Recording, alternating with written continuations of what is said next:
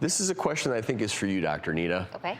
And this is a question from Nico. She writes, my question is that is it normal for girls to get massive fevers during their period? For me, when I'm on mine, I get terrible cramps, but taking painkillers usually helps, but I still get massive fevers and it makes me feel really ill and tired. I don't know what to do, and I don't want to deal with the fevers every month. Okay, so during a woman's period, her body makes prostaglandins, and prostaglandins are hormone-like substances that will do a lot of things for a woman, but one of the things, especially during your menstrual period, is it causes your uterus to contract so that you can expel the inside lining of the uterus, which is also known as endometrium. So basically, you can thank your prostaglandins for a lot of the menstrual cramps you have.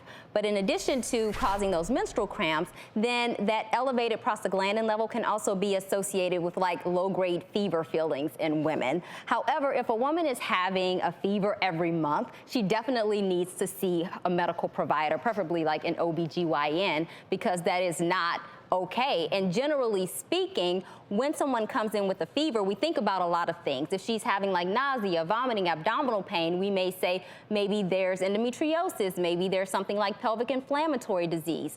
Not necessarily in her case, but a fever could be associated with toxic shock syndrome. And we'll also think about things you may have never heard of, like familial Mediterranean fever, which is a rare hereditary disorder that's associated with recurring fevers and inflammation. So there's a long list of possibilities, but what I will say is it's not normal for you to have debilitating fevers or debilitating anything every month during your menstrual period. So definitely talk to a medical provider so they can see what's going on and see what we need to do to make sure that you are living your best life possible and pain-free during your period, fever-free during your period. Dr. Nita, I have a question. Is there any correlation between age and those fevers? So, you know, is it more prevalent for teenagers or young adults versus women as they start to age? Will you see an increase or decrease in the fevers that, you know, you've been talking about? So sometimes, you know, as women get a little older, they may not be ovulating regularly, so those hormones may change.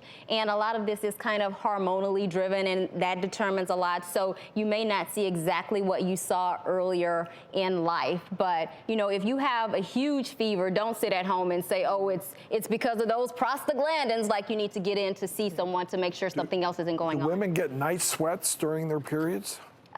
Typically, no. So you know, she's saying I get fevers. I wonder if she's actually taking her temperature, or she just feels hot, or... Right. Sometimes people's perception of a raging fever is different. Like, does that mean your temperature is 100.4? Does it mean that, you know, it's 101.3? Do you have something going on with your thyroid? Is there something else going on?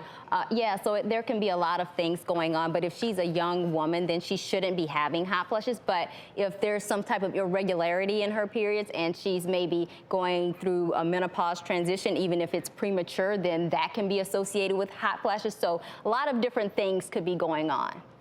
Dr. Nita, always full of helpful information. Thank you.